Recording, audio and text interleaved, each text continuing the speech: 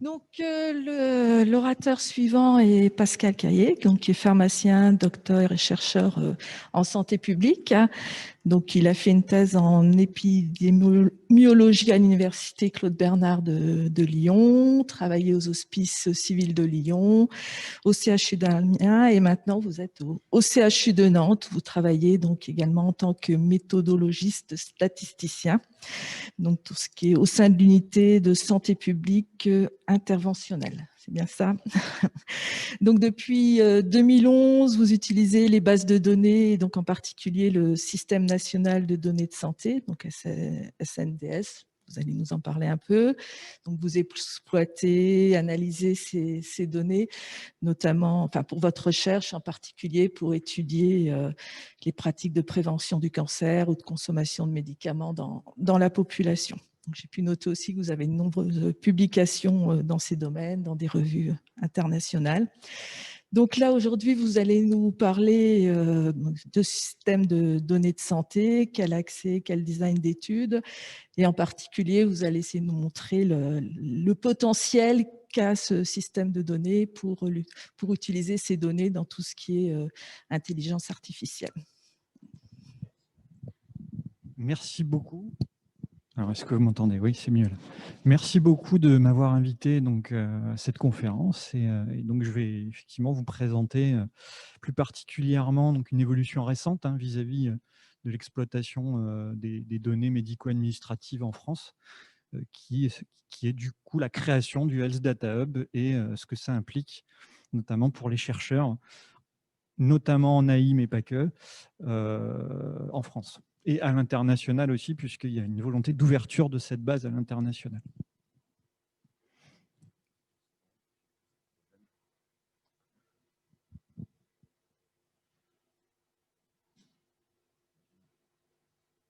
Je peux peut-être retirer le masque, ce serait plus agréable pour tout le monde.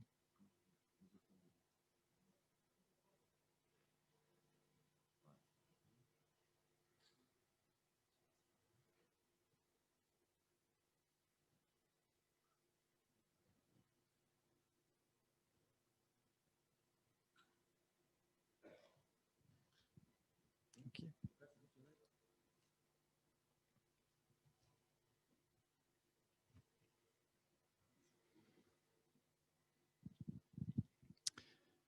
Alors, les données de santé en France. Alors, je les ai catégorisées en 3 sources principales.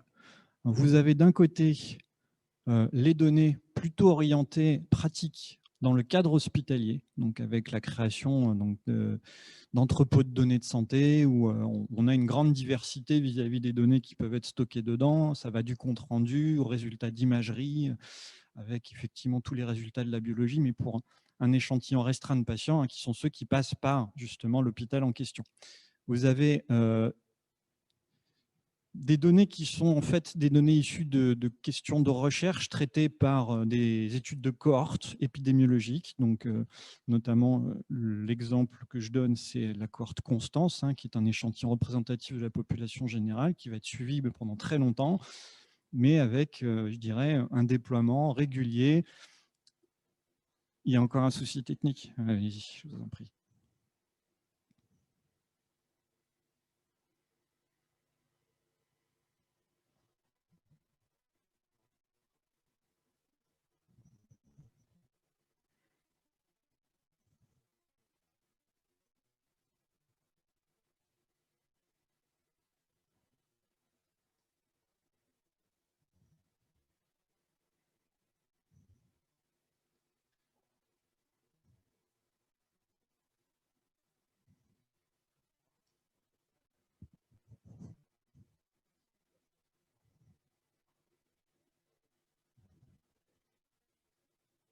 Les joies du direct.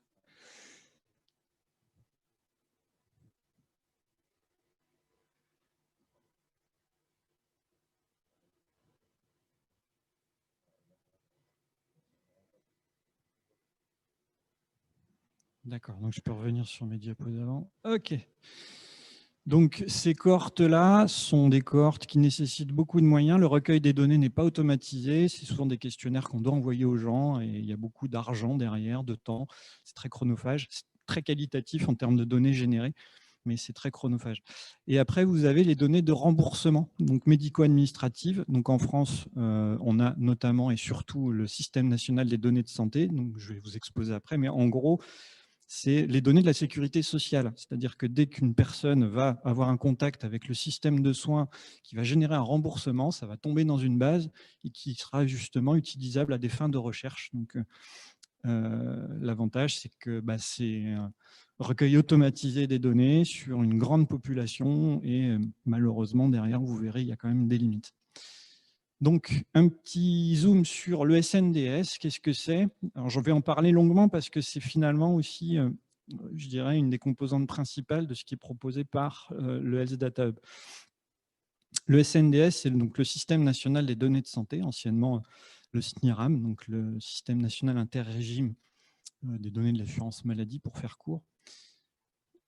C'est quelque chose qui a été créé en 1998, qui concernait au départ tous les gens qui étaient affiliés au régime général, c'est-à-dire qui étaient salariés, et qui couvrait donc à peu près 75% de la population. Le régime général, c'est 75% de la population française. A été créé en 2005, un échantillon au centième en fait, de cette grosse masse qui était le SNIRAM, qu'on appelle l'échantillon généraliste des bénéficiaires, qui était destiné à être en fait un suivi plus long, c'est-à-dire normalement le SNIRAM a été créé avec 3 ans de données accessibles en fait aux chercheurs. Le GB, quand il a été créé, c'était au centième à peu près, et c'était sur 25 ans en fait que ce recueil avait été prévu, que cet historique a été prévu. Donc c'est la principale différence par rapport au SNIRAM. On n'avait pas les données hospitalières au début, on n'avait que les données de ville, puisque l'hôpital a un système informatique, ou du moins un système de gestion un peu différent, mais qui a été intégré en 2007 dans finalement ce qu'était le SNIRAM. Ce qui fait que ça nous permettait de faire le lien entre ce qui se passait en ville et à l'hôpital. Donc déjà, première évolution majeure et très intéressante. En 2011, en plus du régime général, puisque en fait en France, il y a différents systèmes de couverture des assurés français. On avait le régime général au départ qui représentait une bonne partie déjà des assurés, mais on a greffé d'autres régimes, notamment le RSI, donc qui couvre les indépendants, les entrepreneurs, les professions libérales, et puis la MSA qui couvre les agriculteurs. Et avec ces 3 gros régimes-là, déjà, on passait à 90% de couverture de la population française. Après, il y en a une quinzaine d'autres qui vont être intégrés, qui sont intégrés progressivement depuis 2011. Les marins-pêcheurs, le clergé, les députés, etc., etc. Mais là, déjà là, on était à 90% de couverture de la population française. Et en 2016, donc, est apparu finalement le Health Data Hub via un texte dont je vous parlerai après. Alors, le SNDS, donc vous l'avez compris, à l'heure actuelle, ou du moins avant en tout cas, la réforme là qui a donné lieu à Health Data Hub, c'était d'un côté ce qui se passe en ville. Dès qu'il y a un contact avec un professionnel de santé ou le système de soins en ville, ça tombait dans la base à partir du moment où c'était remboursé. Petite différence dont je vous parlerai après, mais il faut que ce soit remboursé pour que ça apparaisse dans la base. Donc ça peut quand même des fois provoquer des petits soucis concernant l'étude de certains phénomènes. On a aussi le passage à l'hôpital avec les diagnostics qui amènent les gens à l'hôpital. Donc ça, c'est super intéressant. Et vous avez aussi les certificats de décès maintenant, en plus certifiés par le CPDC, qui tombent dans la base. Donc c'était 2 bases en fait au niveau de l'assurance maladie renseignées dans la base, mais c'était d'une qualité qui était parfois discutée. Alors que là, vu que ça passe par l'INSERM et par le CPDC, donc c'est un organisme qui collige normalement tous les certificats de décès, là on a quelque chose de plus qualitatif à se mettre sous la dent concernant finalement l'étude de causes précises de mortalité et tout. Alors, avant 2019, c'était l'Institut national des données de santé qui était finalement à même de gérer l'accès à ces données-là. Il fallait leur faire la demande et après, ils prenaient en charge les demandes. Et c'est quelque chose qui a changé du coup avec l'avènement du Health Data Hub. Alors, le SNDS, c'est très intéressant parce que, bon, comme vous l'avez compris, ça couvre à l'heure actuelle 95% de la population française. C'est très, très représentatif de ce qui se passe en population générale. Il y a très peu de sélection. Donc, du coup, ça nous permet d'avoir une vision assez juste, finalement, d'un phénomène de santé sur tout le territoire français. On a actuellement environ 12 ans de data qui sont mobilisables. Alors normalement, c'est 3 ans plus l'année en cours, mais ils ont archivé quand même un certain nombre d'années qui peuvent être mobilisées sur demande du chercheur quand il fait sa demande. Et après, ça peut être planifié jusqu'à 25 ans dans le cadre de l'EGB, sauf que l'EGB, on a un changement d'échelle, on n'est plus sur 65 millions de personnes, on va passer sur 650 000 personnes. Donc sur certaines pathologies rares ou des choses comme ça, on va être un peu plus coincé. C'est une masse de données considérable, hein, puisque tous les ans, c'est 1,2 milliard de remboursements, 11 millions de passages à l'hôpital. Actuellement, il est estimé que cette base, elle fait entre 200 et 400 téraoctets de données structurées. Alors, ce qu'il faut comprendre, c'est qu'il n'y a pas d'images, il n'y a pas de choses vidéo qui prennent beaucoup de place, hein. C'est vraiment, enfin, du tableur Excel avec des colonnes, des lignes et points barres. Ce sont des données qui sont individualisées et longitudinales, ce qui est intéressant aussi parce que ça permet vraiment de reconstituer des parcours de soins, des choses comme ça. Et elles sont pseudonymisées. Donc ça, je vous expliquerai après comment et finalement ce que ça implique. Et c'est relativement peu onéreux pour le chercheur. Il faut prévoir, quand on veut accéder à ces données-là, un certain nombre de formations, parce qu'ils vous mettent sur leur système informatique et il faut normalement éviter de faire certaines choses. Enfin, il y a une formation à prévoir, en fait, quand on veut accéder à ces données-là, et c'est de l'ordre de 2 000 € pour faire les formations adéquates. Mais vu ce que ça vous ouvre en fait comme potentiel, ça reste très peu onéreux par rapport à ce que ça offre. Donc, grosso modo, gros volume de données, bonne représentativité des données. Après, qu'est-ce qu'il y a dedans exactement? Donc, vous avez tout ce qui peut finalement être remboursé à l'assuré français. Donc, ça va des médicaments aux rencontres avec les médecins, avec les kinés, avec les infirmiers. Les transports aussi, ça peut être intéressant pour les gens qui veulent étudier la façon dont finalement ça se passe au niveau, je dirais, de la mobilité des patients quand ils veulent aller à l'hôpital, etc. Puisqu'on a les remboursements de taxis, d'ambulances notamment, la biologie, l'imagerie, les motifs d'hospitalisation et les dates de décès. Et après, on a encore d'autres choses, mais c'est ce que je voyais comme principalement intéressant dans un cadre de chercheur en santé en tout cas. Alors, l'accès aux données se fait, en revanche, sur la base d'une analyse un peu éthique du projet, et notamment sur l'évaluation de son intérêt de santé publique. Alors, en fait, ce qu'il faut retenir de ça, c'est qu'il y a un garde-fou qui a été posé au niveau législatif, et normalement, on n'a pas le droit d'utiliser ces données-là pour faire de la publicité ou de la promotion commerciale de produits aux professionnels de santé, ou faire de l'actuariat, c'est-à-dire finalement essayer de faire de l'assurance, changer des contributions ou des primes d'assurance en fonction de certaines pathologies. Enfin, normalement, ces données-là, il a été acté dans les textes qu'elles ne doivent pas être utilisées dans ce cadre-là. Et après, ça peut être pénalement quelque chose qui peut avoir des conséquences si c'est fait dans ce cadre.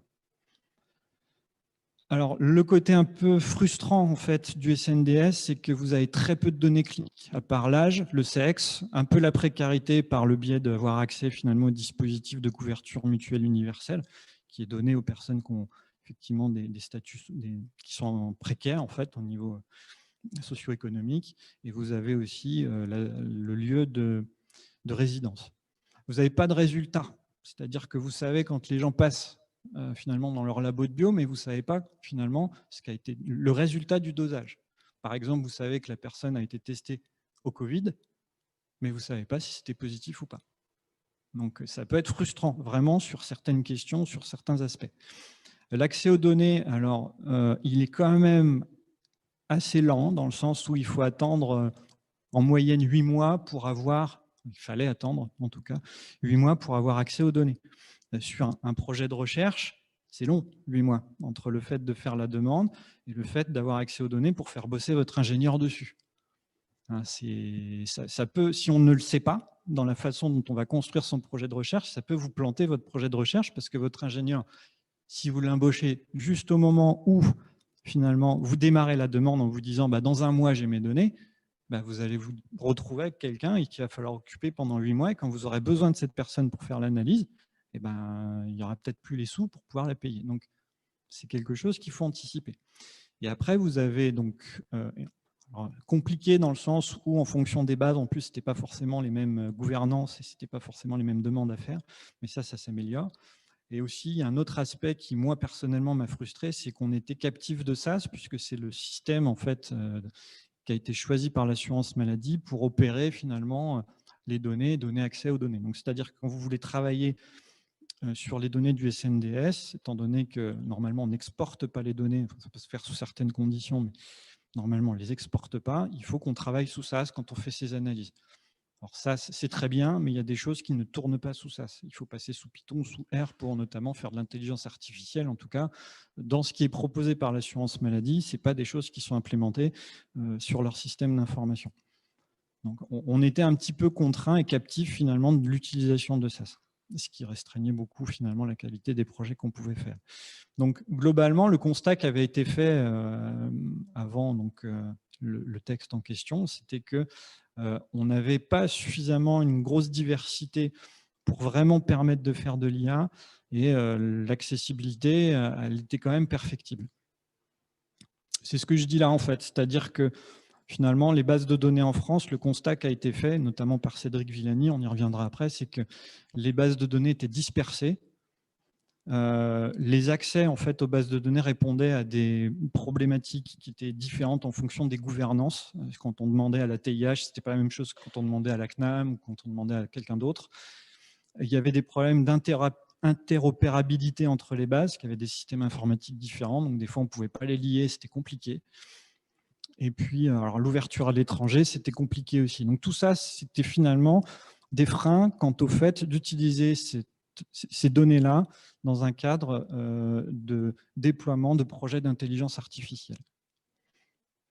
Donc pour gérer ça, il y a quelque chose qui a été proposé donc, par Cédric Villani, qui est donc député et puis détenteur de la médaille Fields, qui a proposé un projet qui finalement a été entériné dans une loi en juillet 2019 et qui postulait la création du Health Data Hub et l'élargissement du SNDS de façon à dynamiser finalement cette optique d'intelligence artificielle et d'usage de ces données-là dans un cadre d'intelligence artificielle. Donc, c'est ce que je vous mets là, 2009, autre étape, élargissement du SNDS, en termes de périmètre encore, parce qu'on y intègre encore d'autres régimes, donc on passe vraiment là à 95% de la population, et puis donc arrivée du Health Data Hub. Alors, la loi en question, qu'est-ce qu'il faut en garder? Du coup, on a un SNDS qui existait en 2019, qui va être étendu en diversité, c'est-à-dire que globalement, ce qu'il faut comprendre, c'est qu'ils vont aller chercher les cohortes existantes dans tout le paysage français et ils vont essayer de les verser sur une même plateforme, la plateforme des données de santé ou le Health Data Hub. Et ils vont essayer, normalement, il y a une volonté aussi d'étendre l'historique du SNDS à 20 ans, mobilisable par les chercheurs à partir du moment où effectivement on les aura. Donc ça, c'est les deux aspects principaux concernant l'extension du SNDS, extension en diversité et en profondeur. Et après, il y a le Health Data Hub, donc la structure, la plateforme des données de santé va être l'interlocuteur unique pour accéder à ces données, voire ce sont eux qui vont décider quelle base de données va être intégrée ou pas dans le SNDS, parce que vous avez aussi des notions de qualité des données.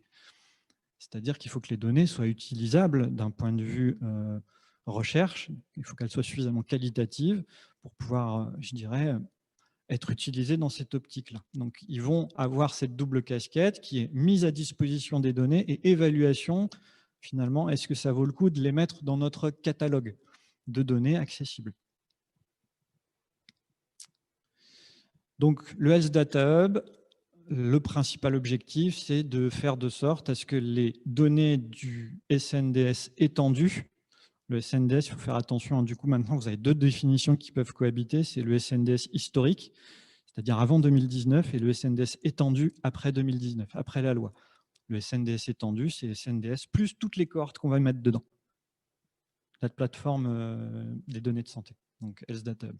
Donc mettre à disposition de ces données-là au plus de gens possible en respectant les règles d'éthique et de droit des citoyens. Donc c'est quelque chose qui a été démarré en janvier 2019, 76 millions d'euros mis sur la table pendant 4 ans, une cinquantaine d'employés qui ont été recrutés donc en 1 an, ils visent 75 employés d'ici peu. Et le premier listing des bases de données qui sera mobilisable dans le cadre de projets de recherche qui passeront par le Health Data Hub, va être mis à disposition là, normalement ce mois-ci. On aura déjà une idée de ce qu'on pourra croiser en fait avec le SNDS, ou voire même d'autres bases qui pourraient être croisées ensemble. S'ils arrivent par exemple à mettre des bases de données comme la cohorte Constance, qui est très riche en termes de clinique, et ben on pourra croiser ça avec d'autres bases de données, d'imagerie ou que sais-je. Ça dépendra de ce qu'ils auront réussi finalement à ramener déjà dans le giron de la plateforme des données de santé, ou Health Data Hub en anglais. Alors pour y avoir accès, en fait, tout est centralisé via leur site internet. C'est pour ça que je vous ai mis effectivement l'adresse qui est healthdatahub avec des tirets.fr. Et vous avez l'onglet dépôt où là, vous pouvez déposer votre projet. Enfin, tout est écrit dessus concernant les différents scénarios qui pourront vous amener à faire une demande de projet. Donc ça, c'est relativement bien fait. C'est clair. Je vous invite à aller voir sur cet onglet-là si vous voulez vous préparer une demande, en tout cas dans ce cadre. Alors, à quoi il faut s'attendre? En fait, le processus, il est en 4 étapes, je dirais. Vous avez la première étape qui est... ouais, c'est bon, je l'ai, mais bon, on ne la voit pas, hein, c'est pas grave. Vous avez la première étape qui est la demande d'accès, donc par le site internet que je vous ai montré. Cette demande d'accès, elle va être instruite par le CESRES. Le CESRES, je vais en parler après, mais c'est finalement la commission indépendante du Health Data Hub, qui est indépendante du Health Data Hub, qui va justement statuer sur l'aspect, je dirais, intérêt de santé publique de votre projet, éthique, etc. etc. Une fois qu'ils donnent leur feu vert, ça passe à la CNIL, qui va statuer sur les aspects réglementaires du traitement de l'information que vous avez prévu. Et après, le Health Data Hub va vous mettre à disposition les données. Alors, là, sur l'historique qu'on a concernant le traitement de l'INDS et du Health Data Hub, on est sur une médiane de 281 jours entre la demande et la mise à disposition des données. Et je pense qu'il faut prévoir ça au minimum. Vous prévoyez 9 mois en fait, entre la demande et le fait d'avoir vos données qui vous sont livrées dans votre bulle sécurisée au sein de leur système d'information. Alors, la première étape, c'est donc le CESRES qui va évaluer votre projet. Donc, c'est rare que le CESRES ne valide pas, puisqu'on voit qu'il y a quand même à peu près 77% des projets qui sont approuvés. Une fois que ça, c'est fait, vous passez à la CNIL. La CNIL, c'est pareil, 70% des projets qui sont approuvés. Donc, ça prend du temps, mais en général, ça se passe bien. Et après, une fois que la CNIL et le CESRES ont donné leur accord, eh bien, donc, les extractions de données par le Health Data Hub débutent et après, elles vous sont mises à disposition. Donc là, je vais juste aborder un cas un peu particulier, mais très intéressant, qui est l'appariement de bases de données entre elles.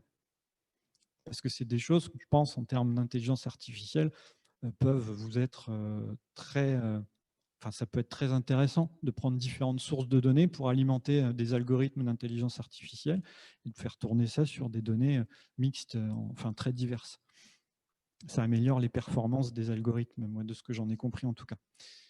Donc, il y a cette nécessité d'enrichissement des datas qui a été entendue, et du coup, le Health Data Hub a simplifié ou se veut simplificateur quant à ces possibilités d'appariement de sources de données. Alors, eux, ils ont typé en fait ces appariements en deux grosses familles, direct versus indirect. Et puis, vous avez aussi, est-ce qu'on veut apparier deux bases de données entre elles ou est-ce qu'on veut apparier des bases de données avec le SNDS?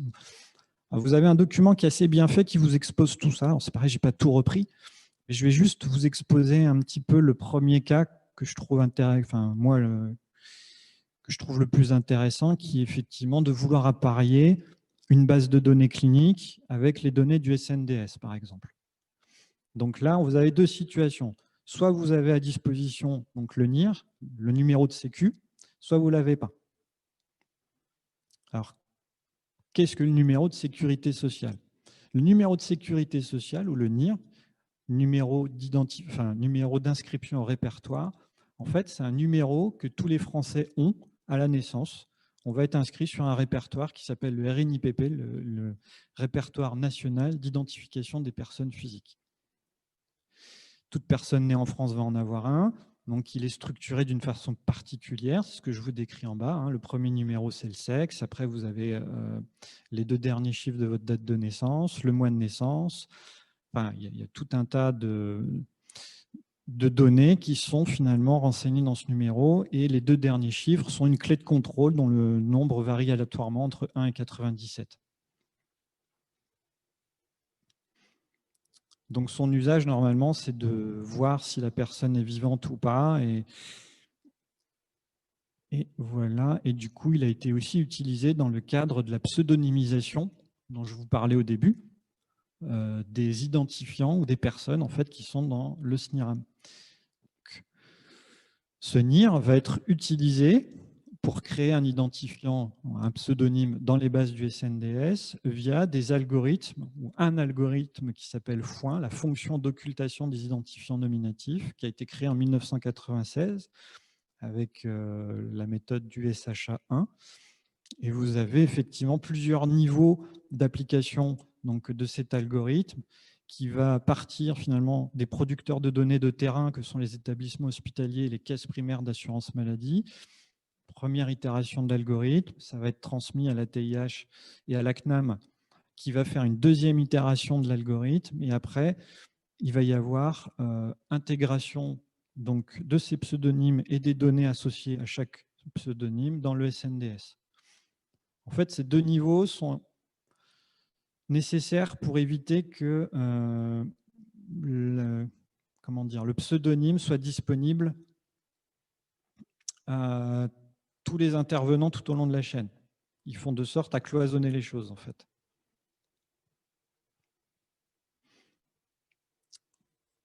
Alors là, on va juste prendre le temps de refaire un exemple ensemble d'un appariement de base. Alors, vous avez votre producteur. Le producteur, c'est-à-dire, vous avez, vous, une base de données clinique. Et vous voulez l'enrichir avec des données SNDS. Comment ça va se passer en pratique? Donc, vous avez d'abord votre base de données avec un identifiant source, qui est l'identifiant de votre cohorte à vous, avec des données de cohorte clinique, et vous avez au minimum les variables suivantes qui sont le nom, le sexe, la date de naissance et la commune de naissance. Alors, pourquoi c'est important? C'est parce que ça va permettre de reconstituer le NIR, en fait. Vous scindez ça en 2 bases. Une première base qui va contenir un identifiant temporaire et donc les variables qui servent à reconstituer le NIR. Et de l'autre côté, un identifiant temporaire avec vos données de cohorte. Ces 2 tables-là, elles vont avoir 2 destins différents, en fait. La première va être transmise à la CNAV, qui gère justement les NIR. C'est eux qui s'occupent du RNIPP, de tout ça. Donc, ils gèrent le NIR. Donc, ils vont reconstituer finalement votre NIR. Et ils vont faire la table, votre identifiant temporaire et les NIR. Cette table-là, elle sera transmise après à notre organisme. Pendant ce temps-là, le SData Hub va capter votre table avec l'identifiant temporaire et les données de cohorte. La CNAV, une fois qu'elle a reconstitué les NIR, va l'envoyer à la CNAM, donc Caisse nationale d'assurance maladie, qui va mettre l'algorithme FOIN dessus et générer le pseudonyme SNIRAM. Là, il va y avoir une extraction des données du SNDS, avec effectivement le pseudonyme SNIRAM. Et vu qu'ils ont la correspondance pseudonyme SNIRAM identifiant temporaire, ils vont y greffer l'identifiant temporaire à la place du pseudonyme SNIRAM. Et cette table-là va être envoyée au Health Data Hub. Et vu qu'ils ont la table avec les identifiants temporaires et les données de cohorte, ils reçoivent la table avec les données SNDS et les identifiants temporaires. Ils vont joindre les deux et remettre un identifiant projet à la place de l'identifiant temporaire. Et c'est ça qu'ils vous mettent après à disposition dans le système informatique. Voilà comment ça se passe. Alors, ce qu'il faut comprendre, c'est que quand ils vous le mettent à disposition dans leur système informatique, vous n'avez pas le droit de faire sortir les données. Par contre, ils s'engagent, et c'est la nouveauté du Health Data Hub, à vous mettre à disposition les outils dont vous avez besoin. C'est-à-dire R, Spark, Python, enfin ce dont vous avez besoin. Alors, je vous invite à aller consulter ce document-là pour les autres scénarios qui vous intéressent, parce qu'il y en a quelques autres qui ne correspondent peut-être pas forcément à ce que j'ai évoqué là et qui sont traités effectivement dans leur documentation.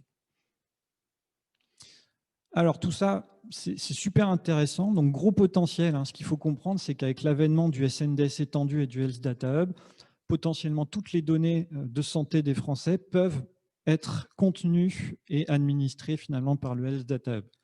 mais ça pose aussi des questions. Et il y a des choses qui sont débattues autour du Health Data Hub en ce moment, notamment l'usage du SHA-1. Est-ce que on sait qu'il est obsolète? Il serait peut-être temps de penser à autre chose.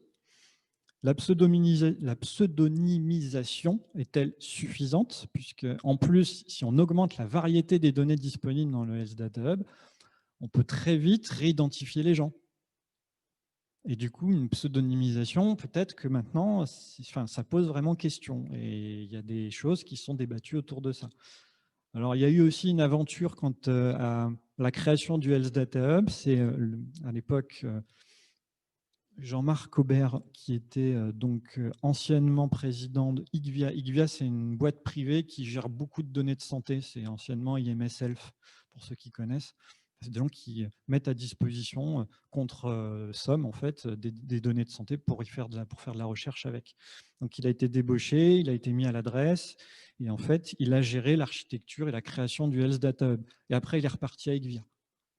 Donc, ça pose des questions, en tout cas un certain nombre de personnes, concernant les conflits d'intérêts potentiels que ça peut générer, évidemment. Et donc ça, c'est vrai que c'est pas quelque chose qui, en tout cas, passe inaperçu.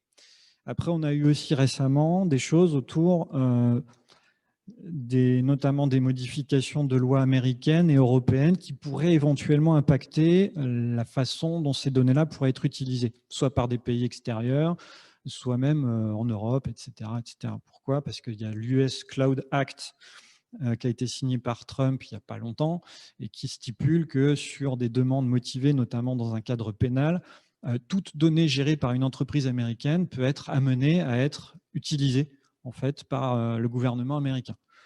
Il faut que ce soit des demandes très spécifiques, hein, qui rentrent vraiment dans un cadre pénal et tout, mais légalement, il y a une ouverture sur ce fait. Et après, le Privacy Shield en Europe qui est tombé suite à l'affaire Prism et tout. Enfin, il s'est passé des choses, je ne suis pas juriste, hein, en tout cas, il se passe des choses qui sont suffisamment, je dirais, importantes pour qu'il y ait une vraie réflexion, un vrai débat qui se crée autour du est-ce que nos données, finalement, dans le cadre du Health Data Hub, sont bien protégées?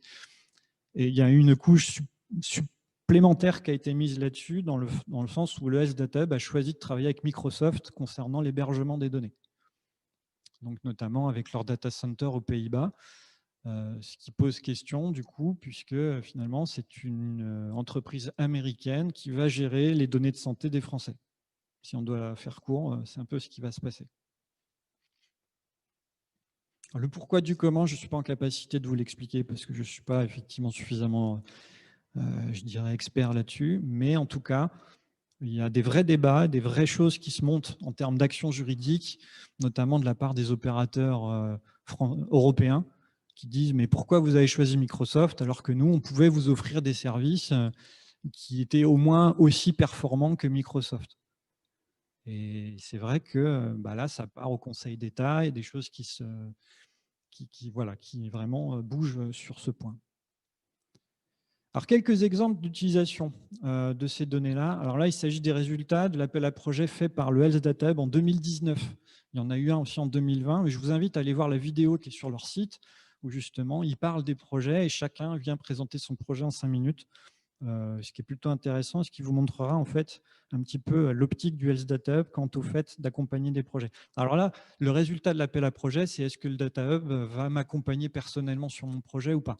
On ne gagnait pas d'argent, on gagnait finalement un accès privilégié finalement aux données avec un accompagnement de la part du Health Data Hub. Donc il y a différents projets qui ont été, je dirais, lauréats avec différents cadres. Vous avez le cadre recherche médicale, pilotage du système de santé, économie de la santé, appui aux professionnels de santé. C'est globalement les thématiques sur lesquelles ils ont voulu pousser un peu les choses. Et dans ces projets-là, vous avez des projets qui sont effectivement très intelligence artificielle. Donc, de ce que moi j'ai pu en comprendre, il s'agit de projets qui intègrent des sources de données différentes, notamment de l'imagerie, des résultats de pacemaker, des choses comme ça, avec des données SNDS pour pouvoir améliorer finalement la prise en charge des patients. Donc, par exemple, dans DeepPist, ils vont utiliser des réseaux de neurones convolutionnels pour utiliser de l'imagerie et prédire notamment des trajectoires de patients dans le cadre du dépistage du cancer du sein, puisqu'on sait qu'il y a moyen d'améliorer finalement ce dépistage. Et du coup, voilà, tout le projet est centré autour de ça. Alors moi, je vais vous décrire une expérience personnelle que j'ai avec ça. Je ne pense pas que ça rentre dans le cadre de l'intelligence artificielle, mais on a quand même des méthodes qui sont assez innovantes, qui n'ont pas forcément été beaucoup utilisées dans ma discipline. Et je vais vous faire un petit retour là-dessus parce que je pense que ça peut aussi quand même rentrer en résonance, notamment sur ceux qui veulent bosser sur des parcours de soins. Donc, finalement, nous, on a eu la problématique à traiter qui était, puisque je bossais dans un service qu'on appelle un service d'addictovigilance, où en fait, on fait de la veille sanitaire sur l'usage des médicaments et notamment sur leur détournement. Et on avait un problème, et on a toujours un problème en France, hein, qui sont un problème avec le Stilnox. Le Stilnox, c'est un hypnotique, c'est des pilules qu'on utilise pour dormir. Alors, le problème qu'on a avec cet hypnotique-là, c'est que si jamais on résiste à cet endormissement et qu'on en prend des doses un peu plus élevées, et ben on a un aspect euphorisant, on a un aspect addictif qui peut apparaître. On plane en fait avec. Donc du coup, il y a des gens qui vont l'utiliser de façon détournée. Alors soit parce qu'ils ne peuvent pas s'en passer, parce que tu as aussi un problème d'effet rebond derrière qui peut arriver, ou soit vraiment dans un cadre de mes usages. Nous, on a des cas rapportés de personnes qui consommaient 300 comprimés par jour. Ouais, on peut vraiment aboutir à des... C'est exceptionnel. Mais par contre, on a régulièrement des gens qui consomment 40 comprimés par jour et qui sont dans un cadre d'addiction. Donc, ils vont mettre en place des méthodes pour pouvoir aller chercher ces comprimés-là. Ils les achètent au marché noir. Ils vont faire ce qu'on appelle du nomadisme médical. Ils vont aller voir plusieurs médecins pour avoir plusieurs prescriptions. Puis après, ils vont aller chercher toutes ces prescriptions dans des pharmacies différentes pour avoir justement moyen de consommer cette quantité importante de comprimés par jour. Donc, voyant que ça devenait très compliqué, il y a eu une décision qui a été prise d'un point de vue santé publique, qui a été de mettre les prescriptions de ces médicaments partiellement sur le même, je dirais, niveau que tout ce qui était stupéfiant, c'est-à-dire les opiacés. Voilà. On va renforcer finalement la législation autour de la prescription de ces médicaments pour en fait, mettre plus de contraintes quant au fait de renouveler les ordonnances ou de le mettre à disposition des patients. Et nous, on a voulu voir, en fait, ce qui s'était passé suite à cette mise en œuvre de rigidification réglementaire autour de ce médicament particulier. Et c'est là où on a commencé effectivement à travailler sur les données du SNDS.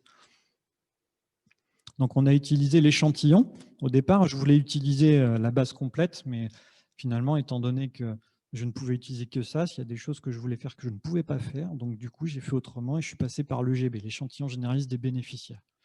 Et on a fait une étude avant-après. On a pris ce qui se passait avant la réforme et on a comparé ça à ce qui se passait après la réforme. On a regardé comment les lignes ont bougé en termes d'utilisation de ce médicament.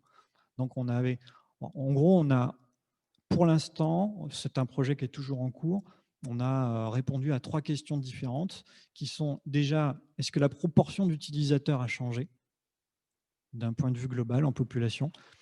Est-ce que les mises sous traitement, le nombre de mises sous traitement, c'est-à-dire les nouveaux utilisateurs du médicament, est-ce que ça a changé quelque chose?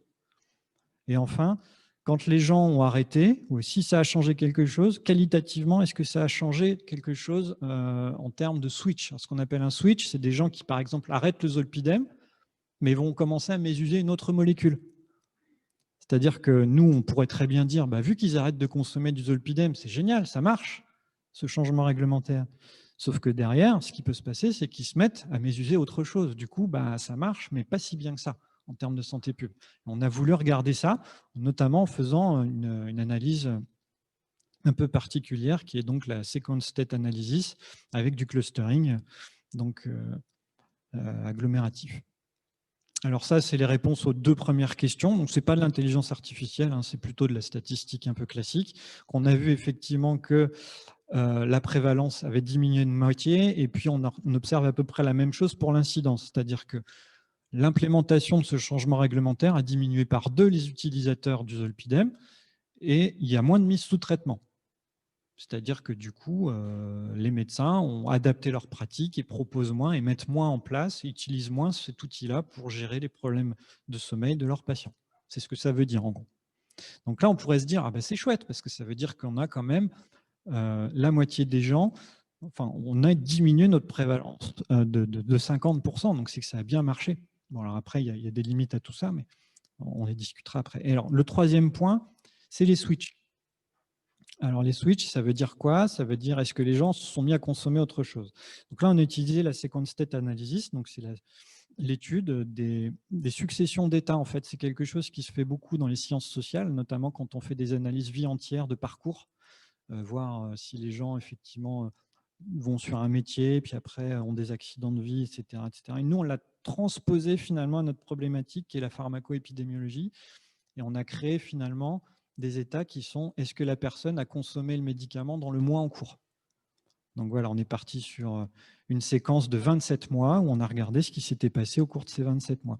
Donc on a utilisé le package Traminer, donc sous R, pour le faire. Et vous avez par exemple en dessous là 2 exemples de séquences avec des personnes qui consomment d'abord du zolpidem, donc octobre, novembre, décembre, puis après en janvier 2017 se mettent à consommer de l'azopiclone. Et le patient B, quant à lui, continue à consommer du zolpidem, puis à un moment donné, il s'arrête. On ne voit plus les médicaments, on voit plus de médicaments en tout cas qui nous intéressent dans le cadre de cette étude. C'est pareil, on n'a pas regardé tous les médicaments, on les a sélectionnés a priori sur des hypothèses cliniques de report potentiel.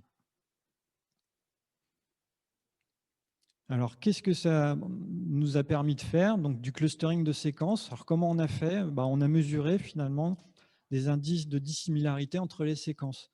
Donc, par une méthode qui est l'optimal matching. Alors, la dissimilarité, en fait, c'est le nombre de mouvements, le nombre de switches que vous devez faire, par exemple, entre ces cases. Par exemple, pour que la séquence qu'on observe chez le patient B devienne la séquence qu'on observe chez le patient A. D'accord? Vous avez des délétions de cases, vous avez des ajouts de cases.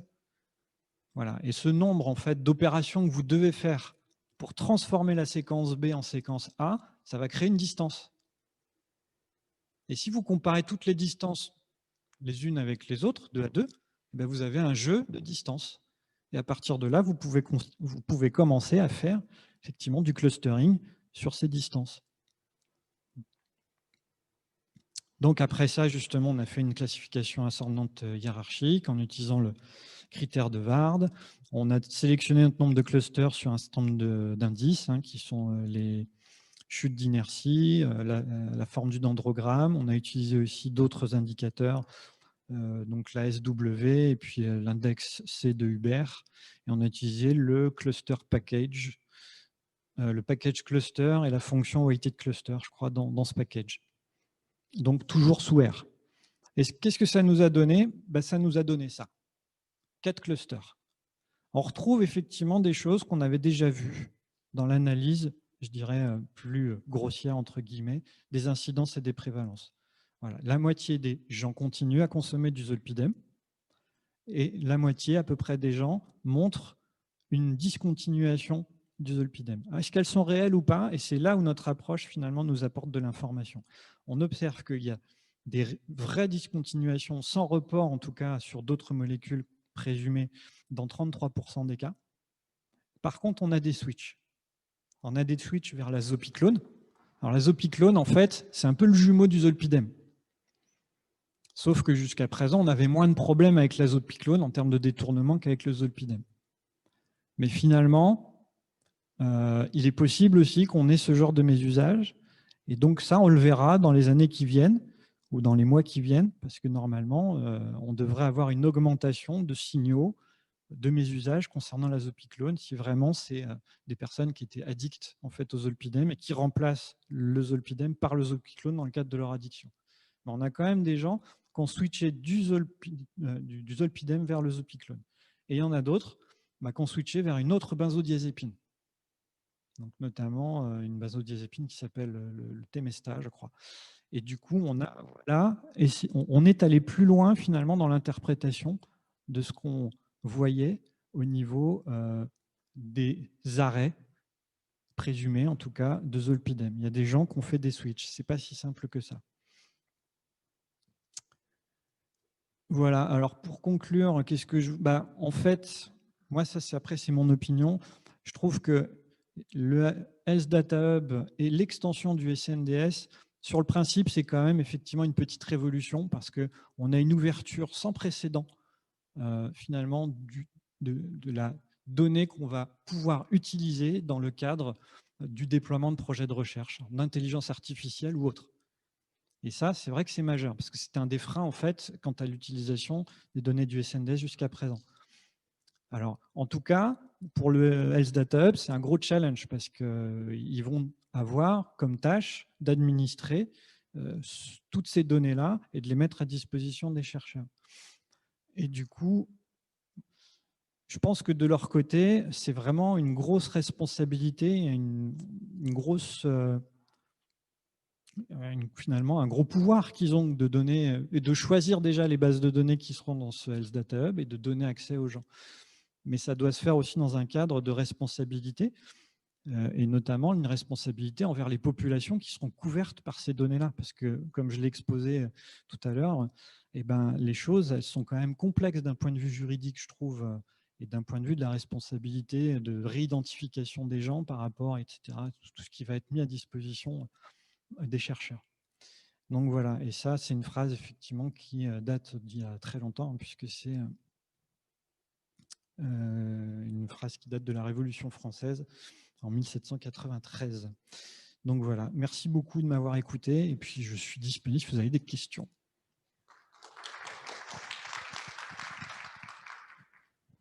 Donc, merci beaucoup pour votre présentation qui ouvre effectivement des perspectives au niveau de cette grosse base de données qui pourrait être partagée par les enseignants-chercheurs, enfin, par les chercheurs de tous les domaines.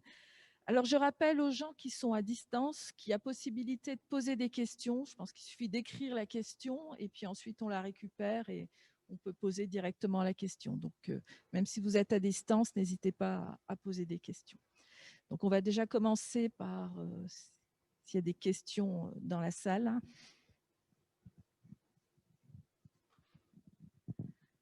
Donc, rebonjour, Farah Chehad de l'UTT. J'avais plusieurs questions, je vais en poser deux. Après, s'il n'y a pas d'autres questions, voilà, je reviendrai avec avec les autres. Donc, si j'ai bien compris, dans le Health Data Hub, on va avoir d'autres données, donc des données cliniques sur les patients, sur la population, c'est ça, qui vont venir compléter ce qu'il y a dans le SNDS? Oui. Oui, vous avez plusieurs bases de données qui vont être versées et liées aux données du SNDS. Donc, elles vont être corrélées, et puis il y aura un lien, et puis on va. C'est pour gérer justement le souci d'interopérabilité et faciliter finalement la liaison des données SNDS avec d'autres sources. Alors justement, là, en ce moment, ils sont en train de travailler sur les bases de données qui seront mises à disposition des gens. C'est ce qu'ils appellent le catalogue. Et les bases, les personnes sont, donc c'est anonymisé, c'est ça? Pseudonymisé, oui. Donc il n'y a pas le nom, c'est ça, des personnes? Non. Mais par contre, donc il y a les dates, si on va avoir les traitements, parce que là, dans le SNDS, on n'a pas, mais derrière, si on aura les dates, les données relevées, le CG, je ne sais pas, on aura les dates du coup de... Normalement, vous avez les dates. Enfin, après, ça dépend des bases. Vous avez les dates, en tout cas, des actes réalisés dans le SNDS ou des rencontres avec le système de soins. Là, les dates, elles sont marquées. C'est pour ça que le SNDS est très utile dans le cadre des études de parcours, parce qu'en général, on a tout le déroulé en fait, temporel de la prise en charge. Ouais. Et par contre, il faut que dans la base qui soit associée au SNDS, vous ayez ces dates-là aussi. D'accord. Pour qu'après, vous puissiez finalement enrichir ce parcours avec des données extérieures. Je pense que ça fera partie des choses qui vont regarder quant au fait d'intégrer ou pas finalement cette base de données au SNDS.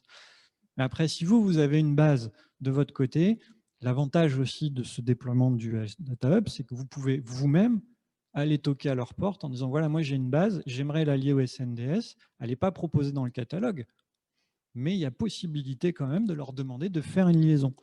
Et eux, après, ils vous demanderont, est-ce que vous voulez la mettre à disposition des autres? C'est-à-dire, on en fait une copie, on la met dans, finalement, notre plateforme de données de santé.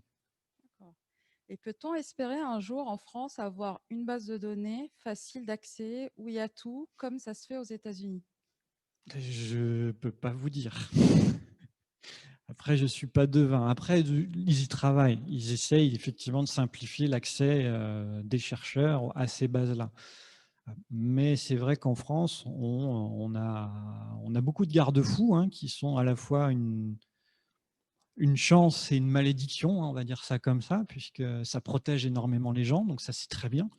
mais ça peut ralentir énormément les choses aussi d'un point de vue innovation et recherche.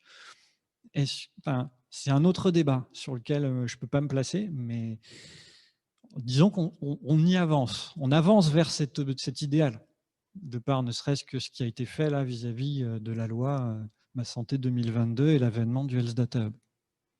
Est-ce que ça va marcher, ça? Une autre question? Oui, bonjour. Bonjour. Merci pour la présentation. Donc, Yacine Ouazen de l'Université de technologie de Troyes. J'ai une petite question. En fait, le contexte actuel nous apprend que parfois on demande à la recherche d'aller vraiment très vite. Est-ce que le système prévoit une solution, un raccourci? Parce que si on doit déposer, attendre 9 mois pour avoir accès aux données, on voit qu'aujourd'hui, pour la situation actuelle, on n'a pas 9 mois. Et du coup, la question, c'est est-ce que le système prévoit une dérogation ou un circuit bis qui me permet de dire, pour une situation d'urgence, je peux mettre à disposition les données sous 24 heures, sous 48 heures, parce qu'on demande un vaccin en 6 mois. Et si on attend 9 mois pour avoir les données, pour interroger une base de données, je vois parfois qu'il y a une contradiction. Oui, je comprends ça tout à fait. Et du coup, ce qui a été observé avec le Covid, c'est effectivement on va dire, une création d'un circuit d'urgence accéléré. Mais par contre, il ne faut pas espérer, je pense, avoir un jour accès aux données en 48 heures. Ça me paraît compliqué. À moins d'avoir accès, enfin, ce qui peut être envisagé, ce qui a été fait, je crois d'ailleurs, c'est de constituer une base un peu générique. Par exemple, je ne sais pas, tous ceux qui sont testés positifs vont être versés dans une bulle un peu spécifique qui est créée en fait a priori et avec des accès qui sont accélérés où on pourrait se connecter rapidement dessus pour y faire des études si on a besoin. Voilà, moi je ne travaille pas là-bas, je ne peux pas vraiment vous dire si c'est quelque chose qui existe ou pas, mais ce qu'on a pu voir, et ça c'est pareil, ils en parlent aussi sur leur site, je vous invite à aller voir la vidéo, ils font un retour d'expérience sur ce qu'ils ont fait vis-à-vis du Covid, vous trouverez peut-être un certain nombre de réponses en fait par rapport à vos questions, mais ils ont quand même cette volonté-là, du coup avec le Covid, de mettre à disposition les données donc, du SNDS et plus largement Health Data Hub pour pouvoir lutter contre cette pandémie, quoi. Une autre question? David Laplanche, Santé publique à Troyes. Effectivement, sur les bases de données, c'est quand même très, très compliqué sur l'accès parce que tu dis 9 mois, mais c'est pour les centres qui sont… Il y a quand même les centres qui sont très habitués et qui, eux, arrivent à aller plus vite. Et il faut vraiment bien cadrer. Une moyenne, ouais. Ouais, voilà. Et on sait que c'est quand même plus long. Et pour travailler dessus, on a bien du mal à avancer sur le sujet. Surtout, ce qui est intéressant quand même, c'est qu'on voit que ça commence à s'ouvrir. Il y avait un communiqué hier comme quoi l'adresse a réussi à faire de l'appariement entre les données du SNDS et de l'INSEE. Et ils vont créer une nouvelle base de données. Alors, à voir comment on va y arriver, parce que s'il faut aussi demander des autorisations encore spéciales, ça va être compliqué. Pour revenir sur les bases tout à l'heure, on arrive quand même, nous, aujourd'hui, à pouvoir avancer peut-être un peu plus vite sur nos propres bases. Et c'est un vrai travail au quotidien de pouvoir monter un entrepôt de données de santé, de pouvoir faire des recherches en local. Alors, on n'aura pas la donnée nationale comme là, mais pouvoir faire des recherches en local plus rapides. Juste une petite question par rapport à ce que tu as montré sur l'étude que tu as menée. Parce que du coup, on voit bien, tu as réussi à faire 4 clusters, mais pour que ça puisse servir derrière, est-ce que grâce aux données que tu as accumulées, tu pouvais avoir par exemple des facteurs prédictifs pour voir dans quel cluster potentiellement le patient pourrait aller et justement pour essayer de limiter cette déviance? Oui, alors effectivement, c'est un travail qui est toujours en cours, là, sur lequel on commence à avoir des résultats, et notamment, on a regardé l'influence de l'âge, du sexe et d'autres variables, même si elles ne sont pas nombreuses dans le SNDS, et voir si ces variables sont plus ou moins associées à tel ou tel cluster. Donc, je ne vais pas communiquer là-dessus parce qu'on est encore effectivement à l'étape de la valorisation. Ça a été présenté au congrès Epiclin il y a 2 semaines, c'est pour ça que je vous le montre. Mais effectivement, cet aspect-là n'est pas encore tout à fait en plus terminé. On a encore des analyses de sensibilité à faire et tout. Mais il y a des choses qui se dégagent. Et moi, je dirais oui, dans le sens où d'une part, tu as des variables patients qui peuvent très bien être utilisées pour faire du prédictif, mais on peut même aller plus loin, je pense, en disant, existe-t-il des séquences de soins, par exemple, si on veut prévoir, je ne sais pas, une prise en charge ou une qualité de prise en charge de l'AVC ou des choses comme ça. On pourrait très bien essayer de regarder s'il existe des séquences de soins caractéristiques de patients qui ne sont pas bien pris en charge. Pourquoi faire? Parce que derrière, ces séquences caractéristiques, quand elles arrivent, disons qu'elles arrivent à peu près à 2-3 mois en moyenne de l'intervention d'un événement particulièrement grave, on peut très bien, à partir du moment où cette séquence apparaît, déclencher peut-être quelque chose. Un retour vers le patient ou le fait de solliciter son professionnel de santé référent pour dire attention, là on voit que ça dérape, il faudrait peut-être retourner voir le patient. Nous, on a cette idée-là, notamment parce que je travaille sur un autre projet qui est plus axé sur dépistage en fait, des cancers du foie chez les cirrhotiques. Et on sait qu'il y a beaucoup de gens qui décrochent en fait, concernant leur suivi de cirrhose. Et nous, on aimerait justement voir s'il n'y a pas des séquences qui sont prédictives du décrochage. Et là, on est vraiment sur de l'analyse de parcours. Et je pense que là, pour le coup, l'intelligence artificielle a beaucoup de choses à apporter dans ce cadre-là.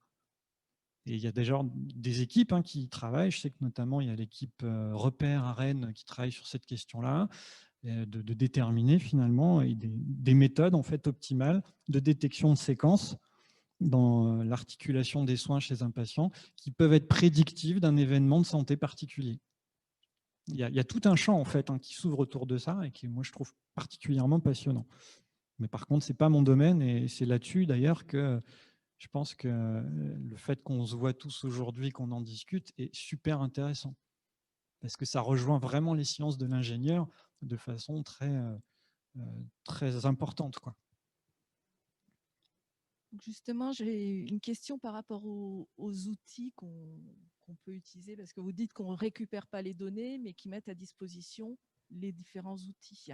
Est-ce que des outils qu'on utilise dans le domaine de la recherche opérationnelle ou de l'IA, des solveurs du marché, peuvent être mis à disposition Je pense qu'il va y avoir un catalogue d'outils génériques qui va être proposé. Alors, je sais que notamment, il y aura R, Python et Spark et peut-être d'autres choses derrière.